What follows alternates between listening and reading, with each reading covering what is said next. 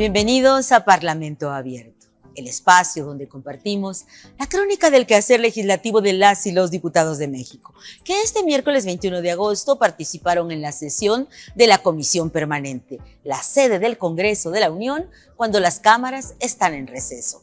Avalaron varios puntos de acuerdo con los que buscan visibilizar problemáticas que preocupan y que, de acuerdo con análisis parlamentarios previos, deberían ser atendidos.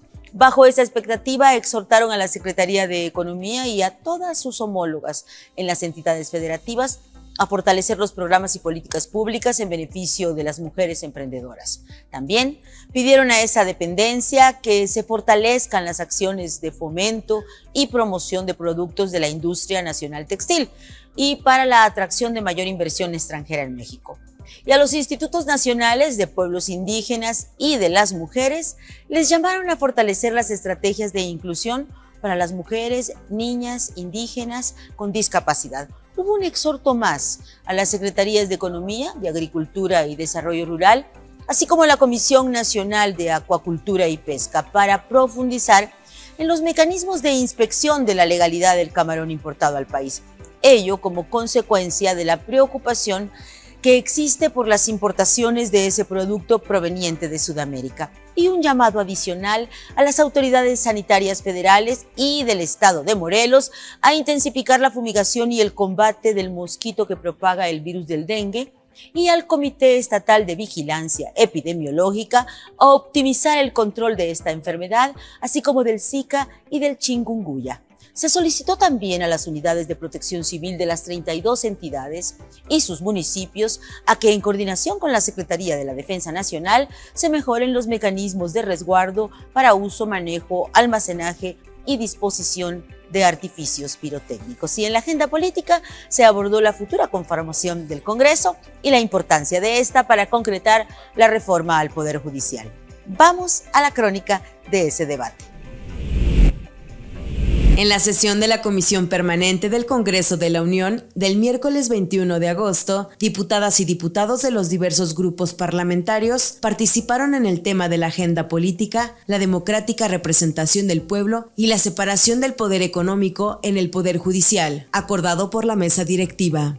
Este paro arbitrario de jueces y magistrados no es una manifestación de justicia, es una manifestación de su propio descontento con la reforma judicial, porque se están poniendo en el ojo del escrutinio público, porque no quieren perder sus privilegios.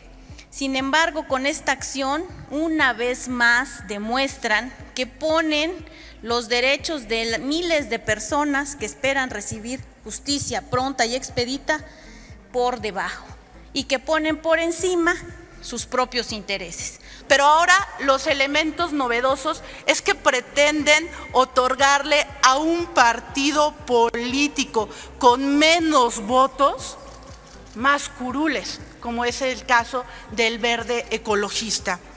Otro elemento es que justamente esta reforma del 96 lo que pretendía es que no volviéramos al modelo del país con un partido hegemónico, en donde las decisiones las tomara solamente una visión. México, desde los inicios de su vida independiente, optó por el camino de la democracia. La lucha fue larga, pero se logró establecer cada uno de los cimientos para una vida de justicia y libertad. En esta construcción establecimos los pilares fundamentales para la división de poderes y el sistema de pesos y contrapesos. Al fomentar un equilibrio, se buscó que ningún poder domine sobre los otros. Y ahora, quiero ver si ahora tienen la congruencia de respetar las resoluciones del INE y venir a decir que el INE no se toca. Quiero ver si ahora, por estas resoluciones, enarbolan al INE como una institución autónoma y exigen respeto a sus resoluciones. Porque, digo esto porque ustedes son como la chimoltrufia. Así como dicen una cosa, salen con otra. Y yo estoy seguro que, así como por arte de magia, van a cambiar de opinión y ahora van a decir que el INE no es autónomo, que está sometido al gobierno. Ya estamos viendo, pero seguiremos viéndolo en las próximas horas. Después de los resultados electorales de las elecciones de diputados federales y senadores, la proyección sobre la composición en ambas cámaras apuntaba a que la coalición integrada por Partido Verde, Morena y Partido del Trabajo obtendría una mayoría calificada en el Congreso de la Unión, lo que permitiría sacar a flote las reformas constitucionales necesarias para la construcción del segundo piso de la transformación. Porque lo justo, compañeras y compañeros, es que lo que vota la gente en las urnas se vea lo más fielmente reflejado en la composición del Congreso de la Unión. Que no pesen más los acuerdos políticos entre los partidos políticos para manipular el voto de la ciudadanía y hacer una distorsión electoral. Esto que sucedió y que sucedió también en el 2021, en el 2018 y en el 2015, y así lo hemos denunciado, se llama transferencia de votos. Si hubieran escuchado con atención, pero sobre todo con humildad, las propuestas, ya se habrían dado cuenta que no se puede reducir este problema del acceso a la justicia solo a una pequeña parte de las y los servidores públicos que tienen esta importante tarea. Evidentemente es un problema del sistema en su conjunto, de autoridades de los diferentes niveles de gobierno, de las policías preventivas, de las fiscalías. El jueves 22 de agosto, la Comisión de Puntos Constitucionales de esta Cámara de Diputados retomó la sesión permanente instalada desde el 1 de agosto para sacar adelante el dictamen 15º del paquete de reformas enviadas por el Ejecutivo Federal en febrero pasado y al que se le denomina el Plan C. Esta vez la discusión fue para aprobar un nuevo modelo de seguridad pública sustentado en la Guardia Nacional que tendrá funciones de Ministerio Público. Este decreto incluye modificaciones y adiciones a los artículos 13, 16, 21, 32, 55, 73, 76, 123, 129, 89 de la Constitución y fue avalado con 22 votos de Morena, PT y Partido Verde. Hubo 18 legisladores en contra del PAN, PRI y Movimiento Ciudadano que lo consideraron un instrumento que profundizará la militarización del país. Del cuerpo del dictamen destaca el cuarto transitorio, en el que se aclara que la persona titular de la comandancia de la Guardia Nacional, que debe ostentar el grado de general de división de la Guardia Nacional en activo, será designada por el titular de la Presidencia de la República a propuesta del titular de la Secretaría de la Defensa Nacional. Es un transitorio en el que además se precisa que en tanto no exista personal con formación de Guardia Nacional con la mencionada jerarquía, esa designación recaerá en un general de división del Ejército, capacitado en materia de seguridad pública. En la defensa de la reforma se dijo que en este sexenio se terminaron las violaciones a los derechos humanos por parte de las instituciones militares y que no es posible pretender que las situaciones criminales se enfrenten con los instrumentos del pasado. La oposición reviró que este decreto traiciona el acuerdo de 2019 cuando todas las fuerzas políticas dieron paso a esa nueva institución bajo la promesa de que sería civil y que deja a la deriva el fortalecimiento pendiente de las corporaciones policiales de estados y municipios, afectando además a la futura Secretaría de Seguridad Federal al dejarla supeditada a una estructura militar. Vamos a la semblanza de esa discusión. El jueves 22 de agosto, la Comisión de Puntos Constitucionales de la Cámara de Diputados aprobó el dictamen que reforma diversos artículos de la Constitución Política para establecer que la Guardia Nacional dependerá de la Secretaría de Defensa Nacional, formará parte de la Fuerza Armada Permanente y tendrá la facultad de investigación de delitos en el ámbito de su competencia. Diputadas y diputados hicieron uso de la tribuna para expresar sus posicionamientos a favor y en contra del dictamen en la materia. La Federación contará con la Guardia Nacional, Fuerza de Seguridad Pública, profesional, de carácter permanente e integrada por personal de origen militar. Reconoce su origen. Lo importante es la formación y continúa el dictamen. De origen militar y marino con formación policial. No nos oponemos de ninguna manera a que las Fuerzas Armadas participen en estas tareas. De hecho, esto está regulado debidamente ya en la Constitución, siempre y cuando se cumpla con las siguientes características: que las labores de estas Fuerzas Armadas sean excepcionales, sean subordinadas, sean complementarias, sean reguladas y sean fiscalizadas. Y me temo que lo que se está proponiendo no cumple con ninguna de estas características. Lo que están tratando de ustedes hacer es muy sencillo: poner en manos del ejército la seguridad del país, hay que decirlo. Todo lo que se dijo durante muchos años por ustedes que representan a esa izquierda, hoy lo quieren echar para atrás. ¿Quién será el jefe de la Guardia Nacional? El secretario de la Defensa. Hoy las Fuerzas Armadas no se usan para reprimir, hoy no hay daños colaterales, hoy hay un marco legal para el funcionamiento de las Fuerzas Armadas en materia de seguridad pública y no habría un solo gobernador de oposición o una sola gobernadora que pidiera el retiro de las Fuerzas Armadas o de la Guardia Nacional.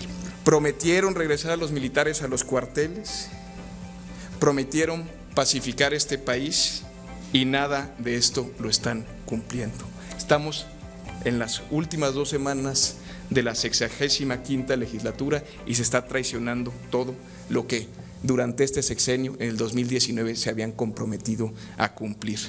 El dictamen que reforma los artículos 13, 16, 21, 32, 55, 73, 76, 78, 82, 89, 123 y 129 de la Constitución Política indica que la Federación contará con la Guardia Nacional, Fuerza de Seguridad Pública profesional de carácter permanente e integrada por personal de origen militar y marino con formación policial dependiente de la Secretaría del Ramo de Defensa Nacional para ejecutar la Estrategia Nacional de Seguridad Pública en el ámbito de su competencia.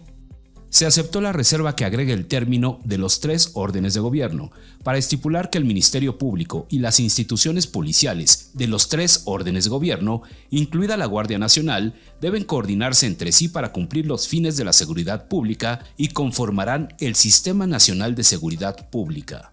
El documento, que deriva de una iniciativa presentada por el titular del Poder Ejecutivo el pasado 5 de febrero y considera diversas iniciativas de diputadas y diputados, fue aprobado en lo general con 22 votos a favor, 18 en contra y 0 abstenciones. En lo particular se aprobó con 22 votos en pro, 17 en contra y 0 abstenciones.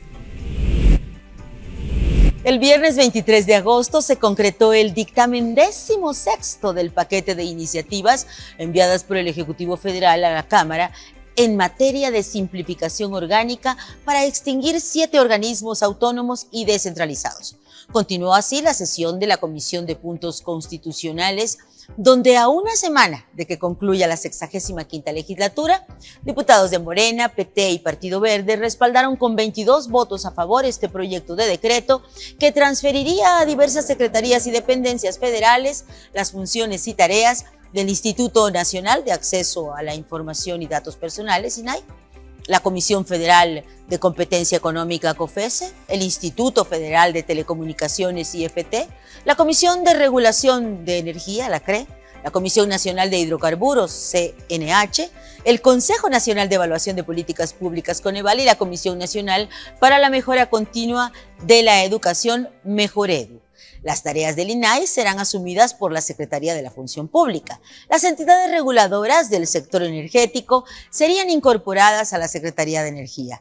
Las tareas del IFT van a la Secretaría de Comunicaciones, Transportes e Infraestructura. Y las que hoy efectúa la COFESE serían asignadas a la Secretaría de Economía, mientras que el seguimiento que ahora realiza el CONEVAL quedaría en manos del INEGI y el de MEJOREDU en la Secretaría de Educación Pública. Aunque a la propuesta original se le cambió a 1 año el plazo en que el Congreso Federal y los estatales deberán cumplir con las leyes secundarias correspondientes, en la presentación de las reservas se regresó a los 90 días que había establecido el proyecto presidencial. En la discusión particular se presentaron 75 reservas, pero únicamente prosperó la formulada por el diputado Marco Rosendo Medina Filigrana de Morena para registrar la precisión de los tiempos y otras de procedimiento y de redacción. Vamos a esta historia. La Comisión de Puntos Constitucionales de la Cámara de Diputados aprobó el viernes 23 de agosto reformas a la Carta Magna que propone la extinción de 7 órganos autónomos cuyas funciones pasarían a dependencias del gobierno federal o al INEGI. La diputada Lidia García Anaya manifestó su voto a favor del dictamen al señalar que transfiere facultades y obligaciones de los órganos constitucionales a dependencias del gobierno federal a fin de mejorar la eficiencia, eficacia, transparencia, economía, honradez y rendición de cuentas en la prestación de servicios públicos. Los organismos constitucionales han promovido el dispendio de los recursos a través de enormes estructuras burocráticas, con toda clase de privilegios y prestaciones en perjuicio de la sociedad mexicana.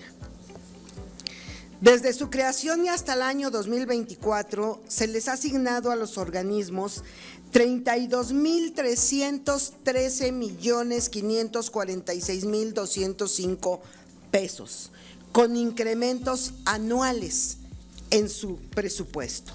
El diputado Santiago Torreblanca Engel se expresó en contra del dictamen y aseguró, respecto a la desaparición del INAI, que ahora el mismo gobierno decidirá si entrega información pública o no, y no habrá quien lo obligue a hacerlo. Recordemos que fue a través de la transparencia que se descubrieron los grandes fraudes y excesos de todos los gobiernos. Sería regresar a la opacidad de antaño, donde no había forma de saber en qué gastaba el gobierno y por qué. En el tema de la educación, no les bastó desaparecer el Instituto Nacional de Evaluación en materia educativa. Ahora quieren que la SEP unilateralmente sea la que evalúe qué tan bien o mal va el desempeño de las escuelas. Lo que no se mide no se puede mejorar. También, el diputado Rubén Ignacio Moreira Valdés se pronunció en contra de la destrucción del Estado de Derecho y las libertades. Para eso sirven los órganos autónomos, para que se diga la verdad. Estado de bienestar, cuando un día dijeron vamos a construir una refinería en 8,000 millones de dólares y va arriba de 20,000 millones de dólares. ¿Qué les puedo decir? Aquí decimos que hay 32,000 millones de pesos que se han destinado a estos órganos autónomos. Bueno, de la refinería se fueron y no producido una tina de petróleo, se fueron 500,000 millones de pesos, medio billón, lo que equivale a todo el sistema educativo de este país. Al manifestarse en contra, el diputado Mario Alberto Rodríguez Carrillo dijo que se trata de desaparecer organismos creados no por concesiones, privilegios o dádivas, sino por una lucha histórica para garantizar la credibilidad de las instituciones, por lo que pidió hacer mejoras al texto, fortalecerlas y ampliarlas. Son autónomos porque la facultad se las da el legislativo. Eso hay que entenderlo. No hay una simplificación. No hay una reforma, hay una desaparición. Y en esto uno esperaría principalmente a la izquierda, que no solamente en el entendido de que saben para qué funcionaban, pudieran mantenerlos, sino adecuarlos, reforzarlos, sostenerlos, porque la llegada al gobierno no es eterna y vendrán otros. Y estos órganos mantenían esa mediación, esa, digamos, transición a la confianza y recuperación de credibilidad de las instituciones gubernamentales. La de México, aquí en el Palacio de San Lázaro, es la tercera asamblea legislativa más grande del continente, después de la de Brasil y la de Cuba.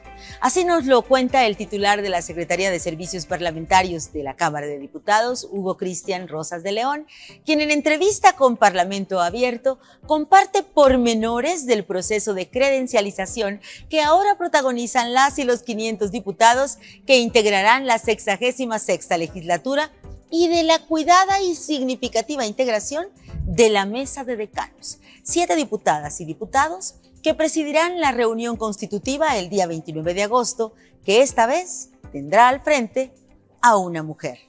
Vamos a esa conversación. ¿Qué se realiza durante la credencialización? La ley marca que del día 20 al 28 de agosto, posterior a la jornada electoral, los diputadas y diputados electos que fueron elegidos, ya sea por mayoría relativa o representación proporcional, los 500 acuden a la Cámara de Diputados, agrupados por sus fracciones parlamentarias, a realizar diversos trámites de identificación. Se toma su biométrico, sus huellas digitales, pero sobre todo se les expide una credencial que es su medio de identificación para acudir a la sesión constitutiva que tendrá lugar el 29 de agosto. Es un trabajo de conjunto, es un gran proceso logístico que lleva a cabo la Cámara de Diputados, encabezado desde luego por la Secretaría General y las dos secretarías que dependen de la misma, la Secretaría de Servicios Parlamentarios y la Secretaría de Servicios Administrativos y Financieros, pero de esas dos secretarías participan diversas direcciones generales y de área. La Dirección General de Apoyo Parlamentario, la Dirección General de Proceso Legislativo, del área administrativa también participa la Dirección General de Recursos Humanos, la Dirección General de Atención a Diputados. Quiero mencionar que afortunadamente la Cámara de Diputados cuenta con un gran equipo de compañeras y compañeros de todas las áreas que he mencionado, que realizan un trabajo sumamente profesional, técnico, dedicado, prácticamente de sol a sol. Comenzamos a recibir diputadas y diputados desde las 10 de la mañana, pero eso implica que haya una preparación desde poco antes de las 9 de la mañana y hasta las 6 de la tarde que recibimos legisladores, hacen cortes de información, cierres de procesos e implica también tener jornadas posteriores a esa hora. Una vez que concluyamos el proceso de credencialización del 28 de agosto, para entonces ya las 500 y 500 diputadas y diputados van a tener todos su credencial para la sesión constitutiva que por ley se debe de realizar el 29 de agosto a las 11 de la mañana. ¿Qué ocurre en esa sesión constitutiva? De hecho, dentro de la información que se les entrega a cada uno con su credencial, viene un citatorio firmado por la Secretaria General conforme a la ley, en la cual se señala día y hora de celebración de esta sesión. Insisto, ¿qué ocurre en ella? La ley marca que dicha sesión comienza con una intervención en la cual la Secretaria General da cuenta de la información que el Instituto Nacional Electoral nos ha remitido a lo largo de estas semanas, producto de la jornada electoral, en el cual se da la información de los resultados por el principio de mayoría relativa, las legisladoras y legisladores que fueron electos por ese principio, y también el resultado del acuerdo de representación proporcional que nos será remitido el 23 de agosto. Una vez que la Secretaria General da cuenta de la recepción de esa información, la conformación que a cada partido político le corresponde y que también corresponderá a los grupos parlamentarios en cuanto a su correlación e integración numérica, se hace el señalamiento de la revisión de los registros parlamentarios de cada una de las legisladoras y legisladores. Tenemos nosotros, ¿para qué? Para determinar quiénes serán los decanos que conducirán la sesión constitutiva y que integrarán la mesa de decanos. ¿Qué significa integrar la mesa de decanos?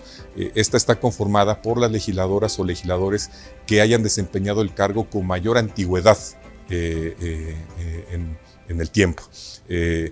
La ley señala que dicha mesa de decanos está integrada por 7 integrantes, un presidente o presidenta, 3 vicepresidentes y 3 secretarios. Será el presidente o presidenta quien haya ocupado, insisto, el cargo con mayor antigüedad y posteriormente las vicepresidencias y las secretarías con quien siga en la antigüedad en el cargo. Si llegase a haber un empate en antigüedad en esos legisladores, se recurre a autocriterio, que es el número de legislaturas desempeñadas por ese legislador. Ocupará el cargo el legislador que haya ocupado más veces el cargo de legislador o legisladora. Y si también hay un empate en ese criterio, se recurrirá a la edad. Este es un criterio, insisto, para privilegiar la experiencia, pero es para asignar una función específica, que es que la mesa de decanos va a desempeñar la conducción de la sesión constitutiva. Una vez que la Secretaria General da lectura a las diputadas o diputados que integrarán la mesa de decanos, los invita a tomar su lugar en el presidium del recinto, el salón de sesiones, y continuarán ellos con la conducción que marca la ley. El presidente o presidenta, en este caso tendremos una presidenta de la mesa de decanos, lo primero que hace, el primer acto que marca la ley, es que tomará protesta la diputada como diputada federal. Y en ese momento ella se convierte en diputada constitucional, en ejercicio constitucional del cargo. Deja de ser diputada electa y toma protesta y se convierte en diputada federal en ejercicio constitucional del cargo. Posteriormente le pide a todas las diputadas y diputados que se encuentran en el salón de sesiones, tanto los que están en el presidium como los que están en sus curules, que se mantengan de pie porque les va a tomar protesta. también. Este acto, que desde luego reviste una gran solemnidad, tiene una trascendencia normativa. ¿Por qué? Porque la Constitución señala que todo servidor público, antes de tomar posesión del cargo, debe tomar y rendir protesta de hacer guardar la Constitución. Entonces es por eso que, insisto, este acto solemne o este rito político también tiene una trascendencia normativa. No pueden ejercer el cargo sin antes no toman la protesta constitucional correspondiente. Entonces la presidenta de la mesa de decanos le toma la protesta a todas las diputadas y diputados, los invita a que tomen lugar en sus curules ya como diputados federales en funciones, y posteriormente señala que la ley les encomienda realizar la elección de la mesa directiva. Esto se realiza a través de un acuerdo de los grupos parlamentarios. Todavía no se ha integrado la mesa directiva ni la Junta de Coordinación Política, por tanto el acuerdo será de los grupos parlamentarios. El consenso al cual arriben señalarán quién ocupará la presidencia de la Cámara de Diputados, los 3 cargos de vicepresidencia de la mesa directiva y el número de secretarías que corresponda a cada grupo parlamentario. Una vez que tengamos el acuerdo, la ley señala que se debe de hacer la elección mediante cédula, se pasa lista de las legisladoras o legisladores y en el orden alfabético se les va llamando para que tomen una boleta y realicen la elección correspondiente y se deposite en una urna transparente. Cuando no falte ningún diputado o diputada a depositar su voto en la urna, los secretarios de la mesa de decanos se encargan de hacer el escrutinio y cómputo y anuncian el resultado de quienes han resultado electos como integrantes de la mesa directiva.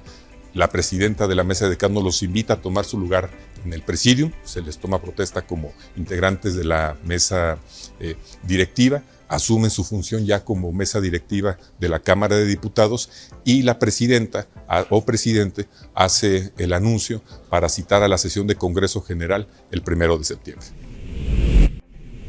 Hasta aquí nuestra emisión semanal de Parlamento Abierto, el espacio donde compartimos la crónica del quehacer legislativo de las y los diputados de México. Gracias por acompañarnos y hasta la próxima.